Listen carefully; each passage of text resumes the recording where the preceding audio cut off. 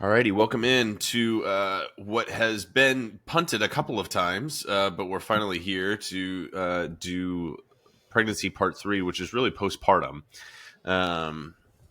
and talk a lot about pelvic health in this episode as well.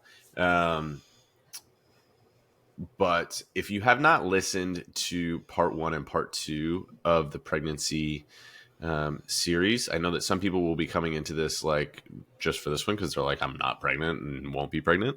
There is still quite a bit of information in those that would be helpful that I will touch on, but I won't necessarily go into the same depth that I went on the previous episodes. And so if you're like, hey, I want some more information on that, I felt like Jeff just kind of touched on it.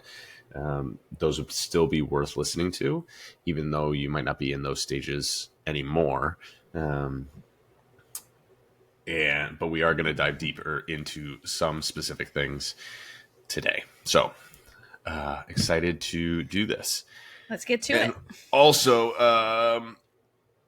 there's one of the reasons why it is punted a little bit was because there were some timely things for the last couple episodes that I did with Amy that we wanted to do, the Fit Life and my 5 years of training. But the other reason was this is a little overwhelming. I'm not going to lie to you. This is there's a lot here, and full disclosure, this will not be a comprehensive episode, as I'm sure you probably will gather. And I will try to make it as informative as possible. However, I also recognized very quickly through my process of preparing for this that there are certain things that I will look to get specific experts on to come on this podcast and speak about from a firsthand position. And so that is something I'm going to be looking to do as well. But just know that there's a lot here. There's a lot here. So Amy is here with me. I am. I'm ready. And so Amy said when we first were doing this series, she's like, I'm really excited for part 3 because that's the phase that I'm in, which is postpartum, which is where I want to start. Because I touched on this in the other episodes, but I want to say this from the get-go. Once you are postpartum, you are always postpartum. It does not mean that it defines who you are.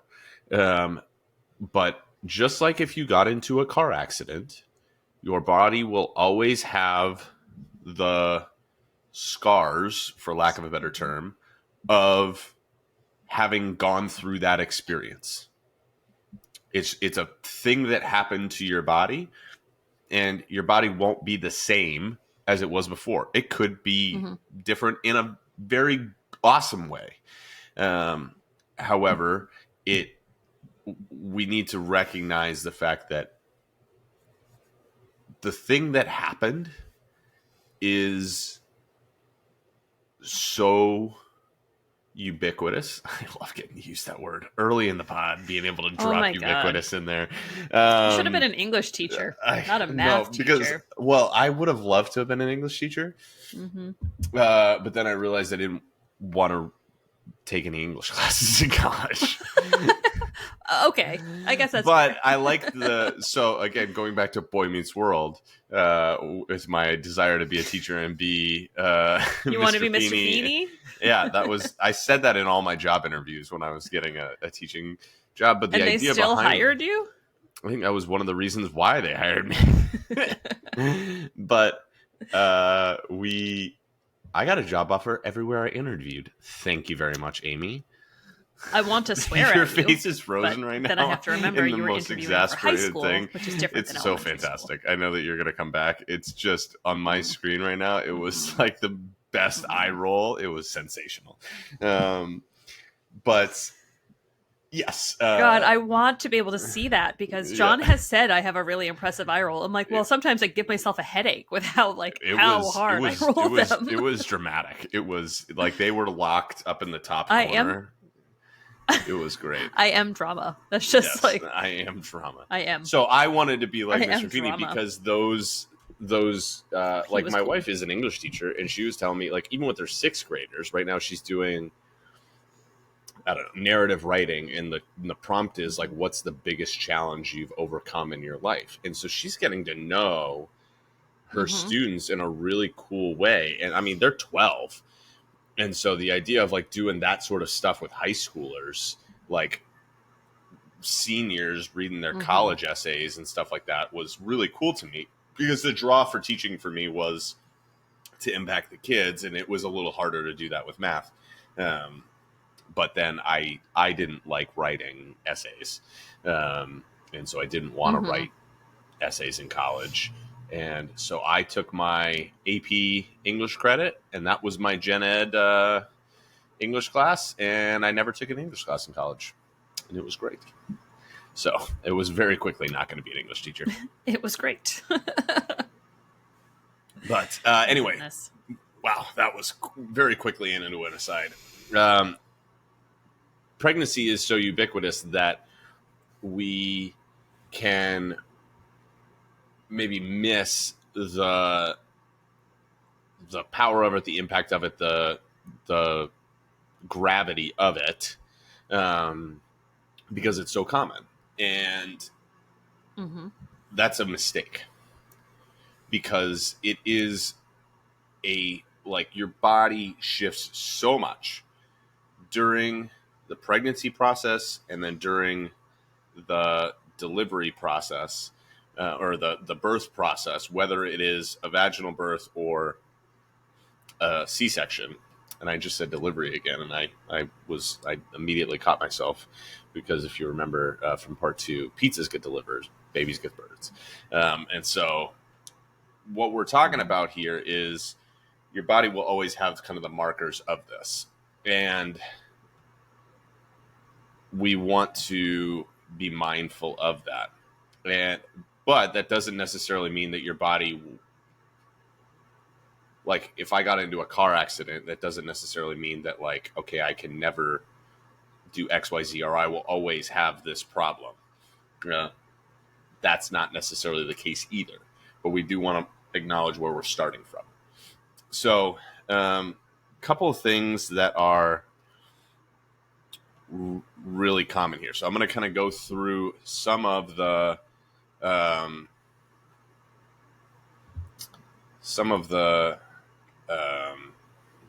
most challenging pieces from a health perspective, and then I will get into the like kind of postpartum journey, if that makes any sense. So I'm going to start with pelvic floor, which isn't maybe an interesting place to start, but I'm going to start with pelvic floor. So any questions right off the bat with pelvic floor, Amy? Or do you want me to just go and then you ask your questions at the end? Go, because I have one, but I want to make sure that I'm saying it in the right way. Okay. So I need some time with it. Okay. So, pelvic floor, I think, is touched on. Like it's commonly. You're the worst. I'm a 12-year-old. Not what I meant to say. It's widely discussed, but not beyond a certain point. Like it's just okay. Yeah. This is what it is, right? Like the joke of kind of postpartum is like I just pee all the time, right? Like I have and like even just, when you're pregnant. It's even referred to by your medical professionals as like, oh, your pelvic floor is going to change. I'm like, what was it before? No one's talked about it before. And they just say it's going to change. I'm like, but what does that look like? What does that mean? Like, so I'm glad that you're discussing it. It's a little bit referred to, and this is the unfortunate piece of this, as like the cost of doing business for pregnancy. It's like you get pregnant, your pelvic floor changes, and you just pee yourself. And it's not necessarily the case. Your pelvic floor does change because of what has to happen. So this is important. But what you said is like, where was it before? This is actually like, I listened to and talked to a couple of pelvic floor physical therapists about this prior to coming on. And they said this: we don't really examine people's pelvic floor before pregnancy because it's not a super common. It doesn't mean it's not a problem, but like if you were thinking about the percentage of people who have pelvic floor issues, the vast majority of them are postpartum. That's where it's more common. And so because that's the case, we don't, and or even if they're not pregnant, if they're going to see a pelvic floor physio, they're having problems. So they don't really know what does a healthy pelvic floor look like. That doesn't mean they don't know, but it's just not as common studied, etc., as it might be otherwise.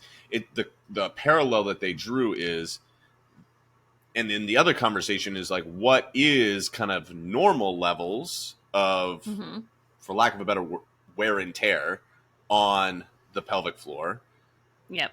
As you would see like for somebody's lumbar spine. So like somebody who's 50 years old is going to have their discs be a little bit, all right, that one's a little bulgy and that one's got a little bit of atrophy. That's just part of living your life for 50 years. Even if you were incredibly fit and you took really, really good care of yourself. But at what point does that become a problem versus just kind of like normal wear and tear? And so that same conversation holds true with the pelvic floor.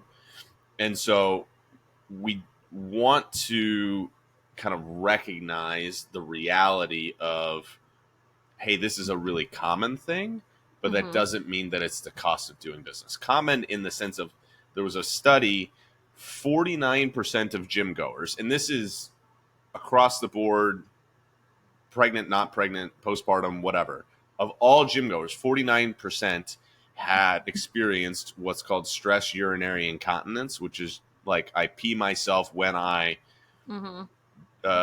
jump, sneeze. Hang on, how did I phrase it? I wrote it down somewhere. I wrote down my list. Hang on. Laugh, sneeze, cough, or jump. All right, that's kind of stress urinary incontinence. And so if you pee or poop yourself, that's less common. But if you pee yourself when you do one of those things, that is half of all gym goers who are actually going to be a lower, that's going to be a lower percentage, right? Gym goers are going to probably have than general population, because gym goers, one of the best things that you can do for your pelvic floor strength is your overall strength, right? Like you will naturally strengthen your pelvic floor via training other things as well. So it is a very, very common thing to have this stress urinary incontinence, but it's not necessarily something that we just need to accept as being what our life is forever. Now, you can decide, right? Everybody gets to decide whether or not you care enough to do anything about that. But it is not necessarily something where it's like, okay, I have to do this. Because there's also thresholds to it. Because you might end up getting some. Sorry, I got distracted for half a second. No, you're fine. When you get to a certain point of what causes you to pee, right? There's thresholds to it. Like some people, some women pee when they just giggle a little bit, or like miss a step on the way down the stairs. Some women, it has to be a little bit more of a higher impact experience than that, right? It has to be a big jump or a coughing fit or whatever it is. As you work to help your pelvic floor, and we'll talk about that in a second, that threshold is going to increase. And you might find that you can not be incontinent at a certain point, and you're like, I'm just not going to go above that point. Right? But some of it is like, you might never. So a good example of this would be like a power lifter, right? Like a postpartum woman who's a power lifter doing a true 1 rep max at like a meet. she might pee herself. Mm-hmm. Like, no matter what she does with her pelvic floor, she might do it without having had a baby, right? Because of the maximum level of effort that is required for that, other things kind of have to relax, right? Or not have the same attention because everything's going everywhere else, in terms of the focus and the energy. And so there is a choice to make in terms of like, hey, what am I comfortable letting be the case? But you're not forced to like, all right, this is just the cost of doing business. Now, is there a brain-body connection between the pelvic floor and when it but when it releases? Because, and this is, I've only heard about it with me, but I'll also only work out with a certain number of people. I'm completely fine jumping. I'm completely fine jumping and moving my arms. If you put a jump rope in my hands and add that one extra thing that my brain needs to think about and swing, my arms could be swinging without holding a jump rope, but it's as soon as you put that one other thing in my hands, that seems to be when I have the biggest issue.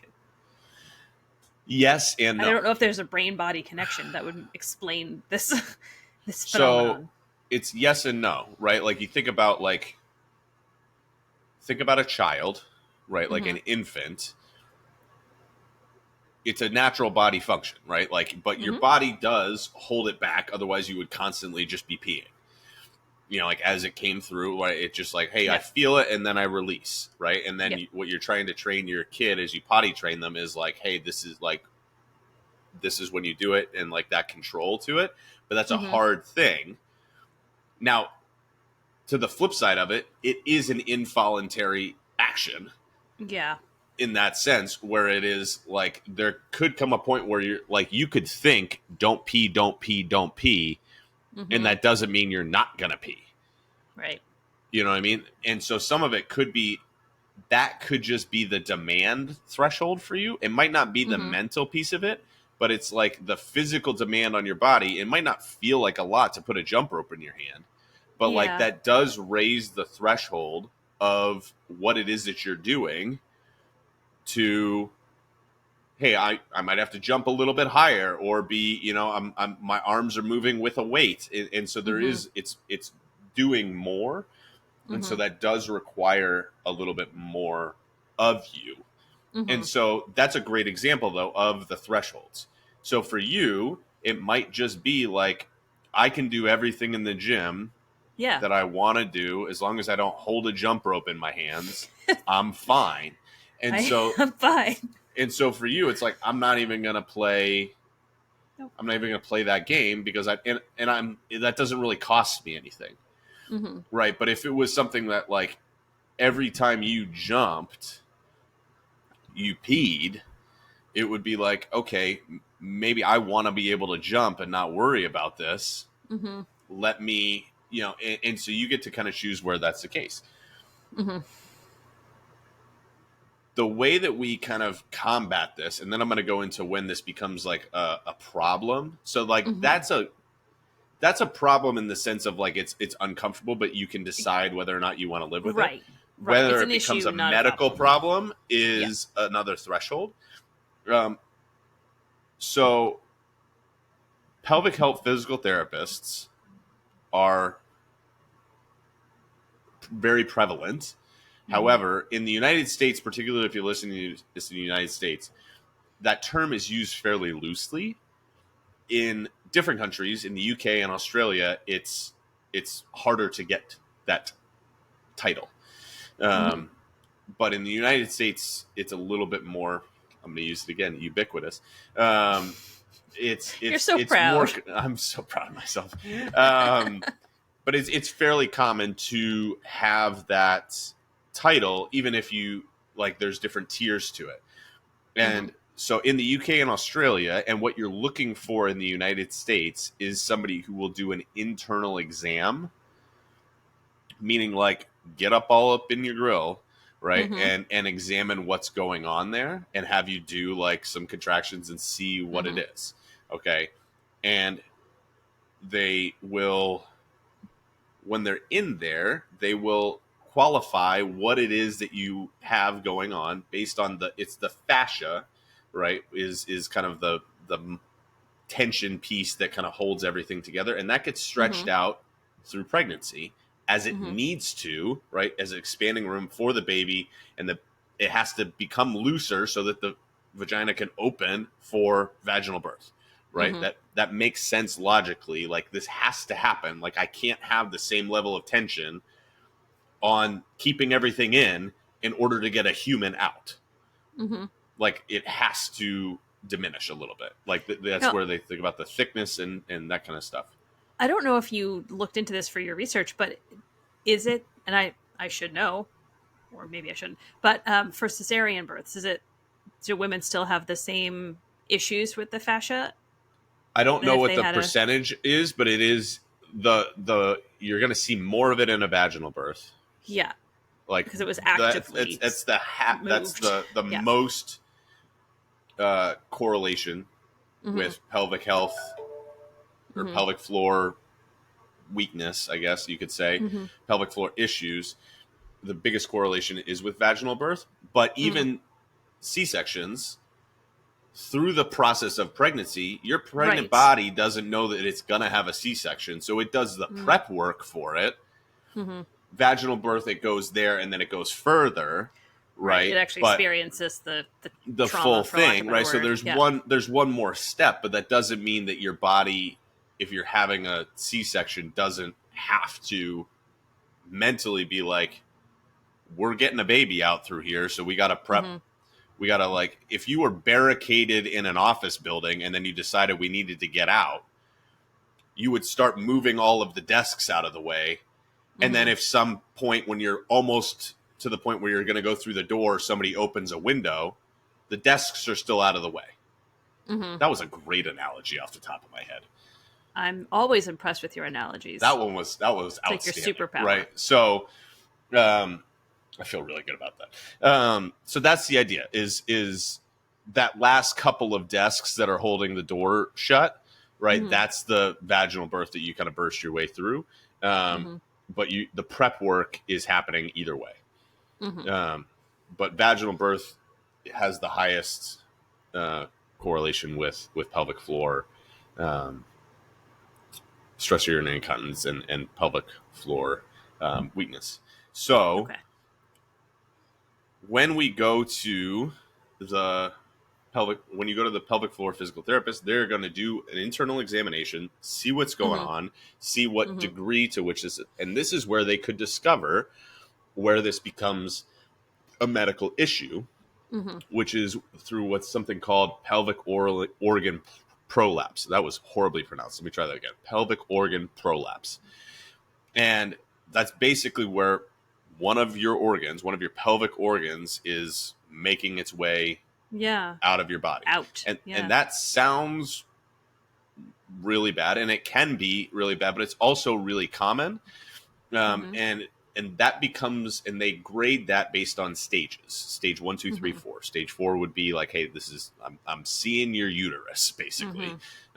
Stage 1 could be like, again, how much of this is kind of normal-ish versus not. That's a little bit challenging. But any of your pelvic organs, your bladder, your bowel, your uterus, pelvic organ prolapse is when those are kind of making their way out of the body, and that might be just, hey, I'm seeing it when you relax, whatever it is. And those is that just because your pelvis has moved into a way that almost gravity is allowing that to happen? Yes. A little bit of that. So things move around, but it's also not necessarily gravity. It's like, hey, the weakness of the pelvic floor, and as well as how things are going around. So how your organs have rearranged themselves through the process of this, whether they sank down low, things like that. And so people who experience this often comment about feeling a heaviness down there, right? A lump, a bulge, a dragging feeling. Like, you just like, a weird way of saying it is like, imagine you have a full diaper. You know what I mean? Like, it's kind of like that. There's like, gosh, it feels like there's something weighing me down there. Yeah. And so if that's a case, right, when you have those symptoms, that's when it's a problem, and you need to absolutely go an OBGYN who probably refers you to a pelvic health physical therapist, and they may be able to do it with If it's stage 1, 2, sometimes 3 prolapse, or just stress urinary incontinence, you can usually get significant improvement. Like, you probably don't need to go see them very much after 3 to 5 sessions. Like, it doesn't take a ton of time it's just go in, get the diagnosis, give you a couple exercises, see how you respond, which is the same thing that's true of most physical therapists, but particularly with pelvic health, because it is a natural thing that your body does. It's just kind of retraining how to do it. And so it is absolutely, if you have any of these symptoms, finding a pelvic floor physical therapist and going to see them. It only takes a few sessions. Almost all the time, you're going to get this covered by your insurance if you have a decent insurance company, and you're going to be able to start to see relief fairly quickly. Low barrier to entry stuff. But again, the other things that you can be doing are the same things that you would be doing otherwise, which is just getting overall stronger, right? Like, we'll talk about deep core and what that means in a little bit later in the episode. But however, when we get into stage 3, stage 4, like upper stage 3, stage 4, people can oftentimes think that this is particularly prolapse, right? So like, people will kind of joke about the stress urinary incontinence postpartum, but pelvic organ prolapse, people tend not to talk about as much. And people will talk about the stress urinary incontinence just as like, hey, this is the cost of doing business, and we just laugh about it, and that's just what we do. But again, it can be changed. Pelvic organ prolapse, particularly when we get to the higher stages, people tend not to talk about because there's a little bit of shame and guilt associated with that for whatever reason, right? However, I want you to note 19% of people will have surgery for pelvic organ prolapse, and up to 30% of those will have multiple surgeries for it. And it might need to be done, again, just based on how the birth process went for you, if you had birth, which is the vast majority of people who have this issue. The idea of this is like, this is not a small deal if you are having this issue. And it could develop later on, right? You might not have it immediately, but you could develop 8, 10, 12 years down the road and be like, why is this all of a sudden a thing? Again, because we're going to be getting a little bit better, or staying the same, or maybe getting, just kind of wear and tear a little bit more as time goes on. And this is where, like, the stress urinary incontinence I'm not saying this leads to pelvic organ prolapse, okay? But it's certainly not helping your case if you're like, I'm peeing myself fairly frequently while doing exercise, or coughing or laughing or whatever, right? That's certainly not helping your pelvic floor. Right. Like, if anything, it could be like a drip of water repeatedly on a rock, and eventually it just kind of like, okay, now it's too weak to hold everything in, and 8, 10 years later you experience a more severe issue with it. And that's kind of when you're not even thinking about it anymore. Like, directly postpartum, you are focused on how is everything going, because you want to make sure you're healing. But then afterward, I mean, I'm 9 years out. I don't think about that anymore. No. But this is something where you're like, hey, listen, if you had fairly common stress urinary incontinence for the last 9 years, where you were like, basically anytime I jump, I pee for the last 9 years, but I'm just like, I'm cool with just peeing myself, which is fine, if that's what you decide to do. Pants. I don't know if that's true. It's from Billy Madison. Yeah, I know.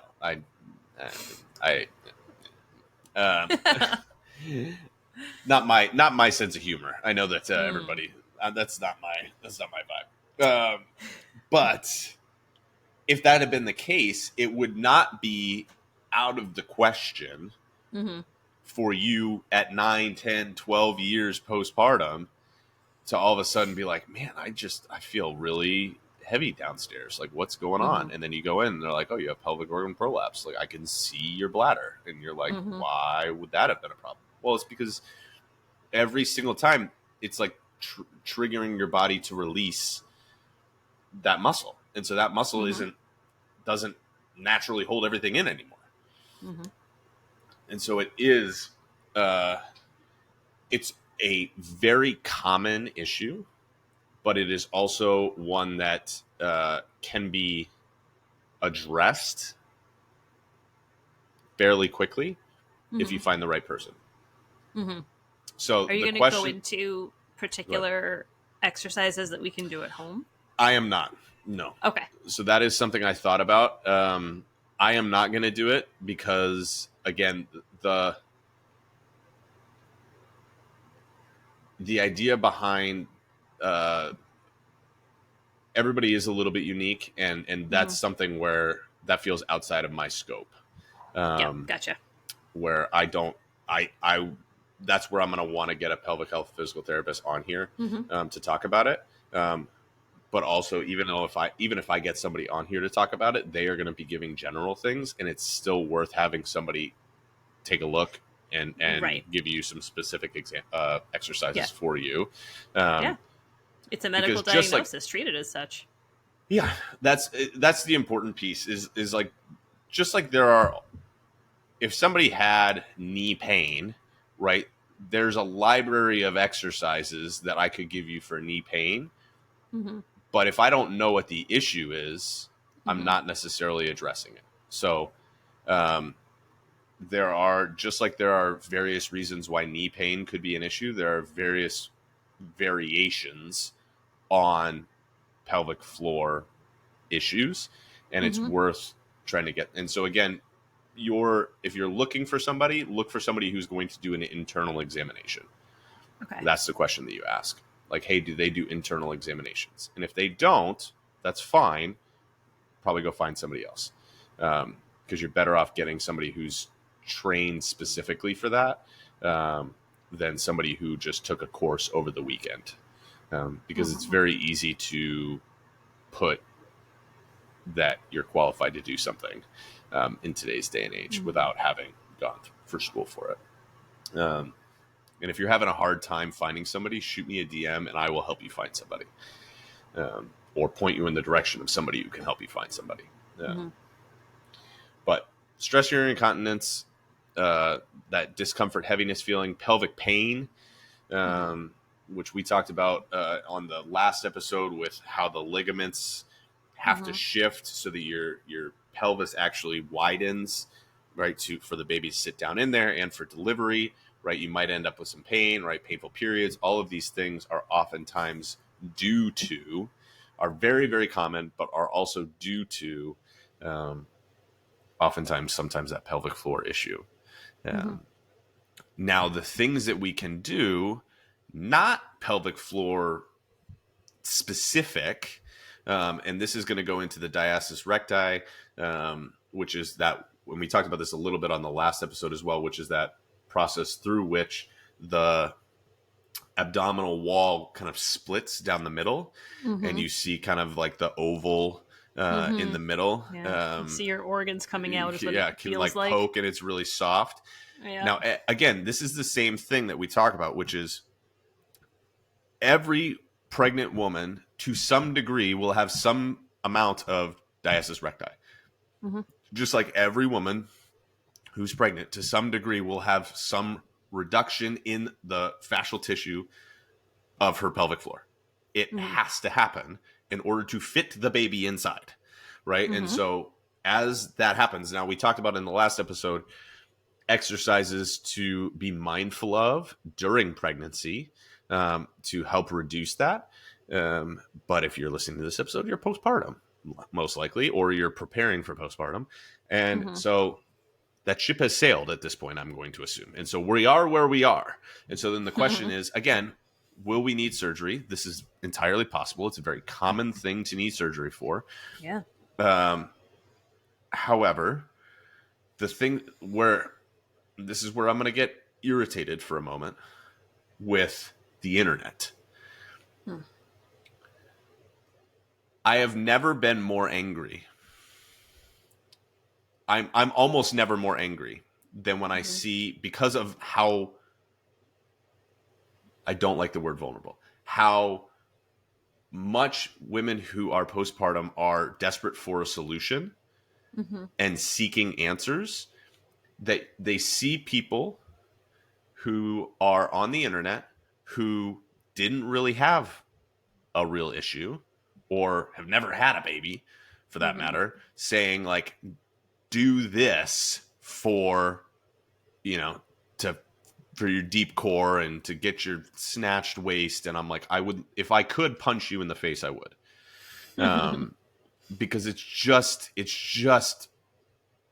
trash. It's just trash stuff. Now, I'm not saying that the exercises that they're doing are bad exercises, but let's not be conclusive about stuff. But let's talk about what it is that this is trying to do. And this is true of pelvic floor, pelvic girdle, as well as your abdomen. What is the purpose of your abdomen? For the most part, your abdominal muscles, particularly your abdominal wall in the front, it's to keep you upright. The goal, so when we're thinking about how to, and pelvic floor, same thing. The goal is, it's not necessarily movement, it's to resist movement. That is the primary purpose of the core. That doesn't mean that it doesn't allow for movement. It doesn't mean that it doesn't generate movement. Like your pelvic floor has to move in order for you to pee, right? Yeah. Like it doesn't mean, but like most of the time it's not moving, so you don't pee, right? If you think about, when we think about what we're trying to do, it's we're trying to build the muscles to resist that movement, and so we want to train it accordingly. I mean, they're called the stabilizing muscles, so their job is to stabilize. Yes. And so the reason why people can kind of sort of get away with those claims is because the exercises that they're doing are not totally off base from the idea of stabilizing, but they're claiming a little bit more than is appropriate. So when we think about the core muscles and stabilizing, there are four main functions of the core in terms of resisting movement. There is anti-extension, anti-lateral flexion, anti-rotation, and anti-flexion. What does that mean? So anti-extension, we're talking about your spine here is really what we're talking about. So if you're in a plank, that is an anti-extension exercise, because what your core is trying to do is keep your back from extending so your hips drop into the floor, right? So you're not doing like an upward dog sort of situation, right? In a plank, you want to tuck your hips up underneath and be flat as a board across your shoulder blades. So when we're in that spot, right, that is what your body's doing. Ab wheel, fallouts, any of those things are going to be anti-extension exercises. All of those are going to potentially be beneficial in terms of kind of helping bring your core together, provided that you don't have a very extreme version of diastasis recti where the gravity is going to be pulling the organs through the hole, you know what I mean, even more, which was one of the things that we said, hey, probably don't do these during pregnancy, second and third trimesters, because of that factor of gravity. So the other side of it is we can flip onto our back. And this is anti-flexion, which is when we do something like a dead bug or a leg lower or something like that. And so you see women doing kind of like a reverse plank thing where they're like, their hands are back and their hips are up off the ground, and then they like march their feet. It's a more difficult version of a dead bug, but you're doing a dead bug basically. And if you don't know what a dead bug is, just Google it. But the idea behind that is I'm trying not to, or a hollow body hold is another one, which is a harder version, but a hollow body hold or a boat hold, something like that. Because what I'm trying to do is not let my back flex back, right, and extend back that way. And so that's a great variation. Both of those can also be accomplished through variations of carries, which are probably the best. If I was picking one type of exercise for a postpartum woman to do, one from a functional perspective, because you got to carry your kid around, and two from healing your core, Carries would be at loaded carries would absolutely be at a farmer's carry, a dumbbell in each hand, a rack carry up at your shoulders, overhead carries, one side, two, like different weights. All of these things are going to be, because if done correctly, your core is working. Working. Bridging from that, you can do a single-sided carry, which would be anti-lateral flexion, like a suitcase carry. If I'm holding my car seat in one hand, what am I trying to do? I'm trying not to let it tip me over, but I also don't want to overcorrect to the other side. I'm trying to stay upright, and so I'm using the sides of my core to keep me from going that way. The other common type of exercise for that is a side plank and all of the side plank variations, where I'm, again, trying to keep myself upright when gravity is pulling me to bend at the hips. The next one and the last one is anti-rotation. And this is where you would do a Pallof press, or anti-rotation press would be the one where you would see this most common. You can also do like a landmine exercise, but those aren't my favorite for this because it's very easy for that to turn into movement versus resisting movement. But a Pallof press and its variations, where I'm adding some tension and the body wants to rotate, and I'm trying to keep myself from rotating. And now that can be a high level and hard thing for somebody who has fairly extreme diastasis recti early on. So that would be something I would build toward because of the tension there. But again, what is that going to do? That's going to force the two. It's like an angle across your body from like your right under your right pec to your left hip bone. You're going to feel the tension going at that diagonal, which again is going to kind of bring those together a little bit because your core is forcing to stay tight there. But again, that can be challenging and uncomfortable initially, and you might have to build up to that. And then you would do that via carries, suitcase carries and the like. But things that we want to not necessarily do early on in particular is things that are forcing the muscles to to come together or move a lot. So a cable crunch, right? Where you're on your knees and you're holding a cable above your head and you crunch down. What is that going to do? That's going to force everything out through the point of least resistance. And it's just going to widen the hole. Or doing like a Russian twist. What is that going to do? That's going to, again, create additional tension at that point. Again, I'm not saying that these aren't exercises that I love in general, but particularly in this position, they're probably not the best choice for you when you're doing this. You want to do stabilizing exercises and exercises. So the videos that you see are women who are like marching in place with, dumbbells here, or they're doing a reverse plank and they're marching and that type of stuff, and dead bugs. Again, these are all, the premise of them is good, but understand that this is not in and of itself going to you can't snatch your waist with an exercise, right? Let's just be honest about that. I don't even like that phrase, but you're not going to shrink your waist with an exercise. But the other piece of it is you also have to recognize what it is that we're trying to do here, which is build a stable core. And that's the simplest way to do that is to not let your body move. Load it and don't let it move. And so you will also work your core very, very dramatically by doing a one-sided exercise. If you've ever done just a single arm bent over row with a relatively heavy weight, your core is a working. Oh yeah. And so it doesn't necessarily, or hey, I want to brace my core, bear down on my core to help my pelvic floor and those muscles. There's not a lot better than a heavy squat.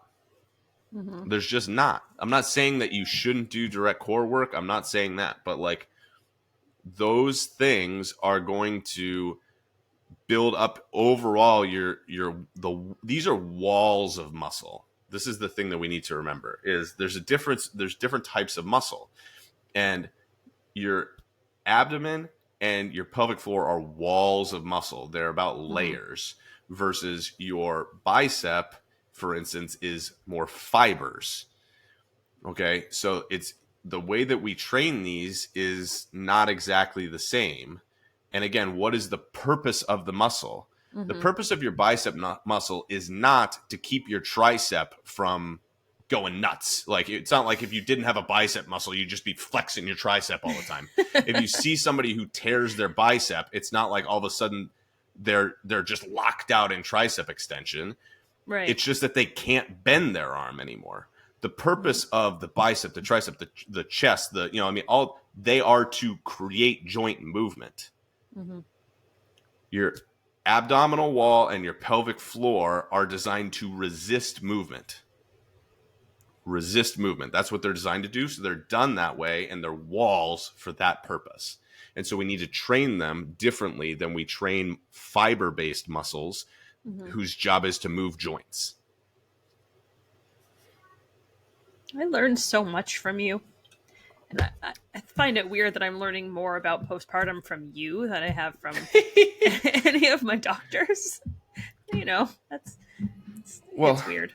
There's a lot out there. So again, I don't want to go too bonkers into this, but these were the main things that I wanted to talk about with this, because I think we talked about like back to activity with postpartum. I think we talked about like postpartum weight loss. The process of postpartum weight loss is not dramatically different, like in terms of what it is that you need to do, than somebody who wasn't postpartum, right? Or, like the mechanics are the mechanics. The challenge for you now is the strength training aspect of it could be harder, right? The cardio piece of it could be harder. And also the logistics of it are harder because you have a whole human life that you're trying to do. Right. And so I don't want to get too far into that, because I think we spent a lot of time on that with part 1 and part 2 about like, hey, be kind to yourself in the journey and all of that. But like the specifics of postpartum, the challenges that are unique to postpartum that are not going to be caught up in some of the other things that we've talked about on this podcast and in general are these things. There's not a lot else that is unique to postpartum in terms of kind of feeling more at home in your body again. The mechanics to feeling more at home in your body is that. The last thing that I will say, actually, before I go there, anything kind of that you're thinking about, questions that you have? Because I have one more thing I want to say with regards to this. No, this has been really informative for me. All right. The last thing I'll say is this, and I think that I know you'll resonate with this. When it comes to the postpartum weight loss journey, right? And again, we talked about what's a realistic timeline for all of this stuff and everything like that.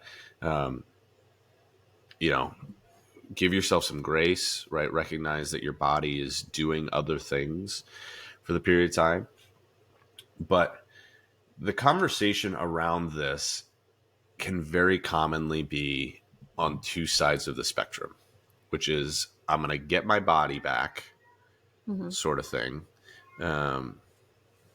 versus like almost intentionally, like I'm fighting against that notion of like, no, I'm in my body won't be the same, and I'm okay with that. And like we tend to live on the two ends of the spectrum here.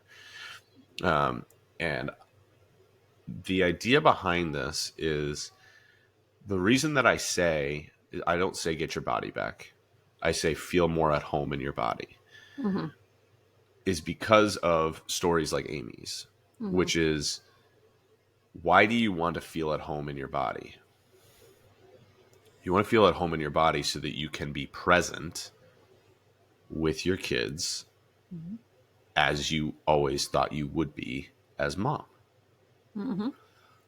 If you're at the pool with your kids or at the beach or whatever, and you don't want to get into the water because you don't want to take your cover up off, or if you're even in the water with them, but you're thinking about it and you're not as present as you would like to be. And that's a pool example, but it could be, hey, I'm not going to go run with you, chase you because I'm going to pee myself. Right? Like this is a real thing. It is. We can't just chalk it up to this is who I'm going to be forever. Mm-hmm. Because the stakes are too high. And I feel like I say that all the time on the podcast, but the stakes are too high for us to just be okay if we're not okay. So it's okay not to feel okay with where you are. You want to be kind to yourself. You want to recognize that oftentimes, I told this story, but like my wife was pregnant, like, or in the postpartum, like it was like 4 years with the twins. It was summer of 2019 until like when she was able to kind of get back to activity was, I guess it was 3 years. It was like summer of 2022. It was when she was like really able to get back to activity. And if she had been able to breastfeed, it would have been longer. And her body just wasn't her own for that period of time. And so it's you want to give yourself some grace and recognize that 3 years, like this is going to happen in 3 months, but we want to do this for your own confidence, to be able to show up in the way that you will. And then once you're there, like love yourself the best that you give yourself grace and recognize that you made a person. You made a person. And it's like this, my wife says this to me all the time, and for whatever this is worth, I don't know if this is, can resonate with anybody. Forgive me if this is a little weird, but like my wife says this to me all the time. She's like, I don't understand, like, even when she was like immediately postpartum, and she's like, still like, and she gets the green light from a doctor, and I'm like, let's go. Hence why you had 3 kids in. Yeah. Well, we did it. And she's like, are you sure? And I'm like, there's that self-conscious thing. And I'm like, hun, the idea that your goal now is to look like your body didn't do what it did is a little bit silly. Because you did what I could never have done. What most people, she had 3 kids in 2 years. Most people don't do that. And so the idea that you want to like act like that never happened is, or get to a place that you even didn't exist in before kids, is oftentimes a little bit of lessening the importance of what you've done. That's that's my perspective. That's my opinion. But like, I'll get women who will be like, oh, I want to look like I did when I was, before I had kids. And I was like, well, when did you have kids? And I had them 23, 24. I'm like, you were a child. Like, you were an actual child when that happened. And so like, you're not going to look like a child. Yeah. I cannot, like, you are not. And you want to know why? Because you're a parent now. Like, you're an actual parent. Like, you have children of your own. And so it's important for us to have goals. Remember why those goals matter, because you want to be confident in who you are and in your skin. But we don't want to go too far the other way either, where we just say, it doesn't matter anymore because I will never look like that.